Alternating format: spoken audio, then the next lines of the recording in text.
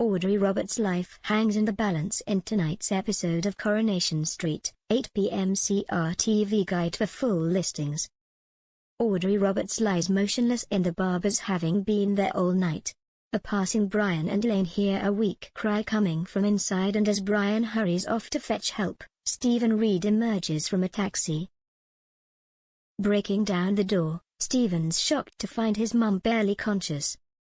Meanwhile, the Platts have called a family meeting to discuss Audrey's drink problem with Peter. As they debate Peter's advice, Brian dashes in with the news that an ambulance is outside for Audrey, who's in a bad way.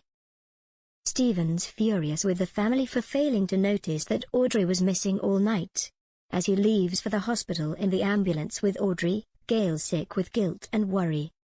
Maria meets with a team leader from the refuse workers depot, and offers to propose a pay rise, on account of the extra workload caused by the new recycling bins. Will it be enough to get the binman back on the job? Aggie confides in Tim that she and Ed have had a stupid robot late for a lunch date with Sally. He doesn't have time to listen. Sally and Tim pretend to be on the first date, but Tim's distracted to hear Ed telling Ronnie and Debbie about his row with Aggie. Fed up of being ignored, Sally heads home. Is it over between these two? Ken and Simon are concerned when Peter resolves to get Thorne to confess to malpractice. Meeting Thorne, he demands a full confession and apology. But Thorne susses his game and forces Peter to produce his phone, which is recording their conversation. Is Peter now in danger?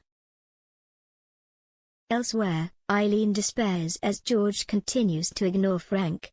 Having got the lowdown from his mum, Todd tells George they need to expose Frank for the bully that he is.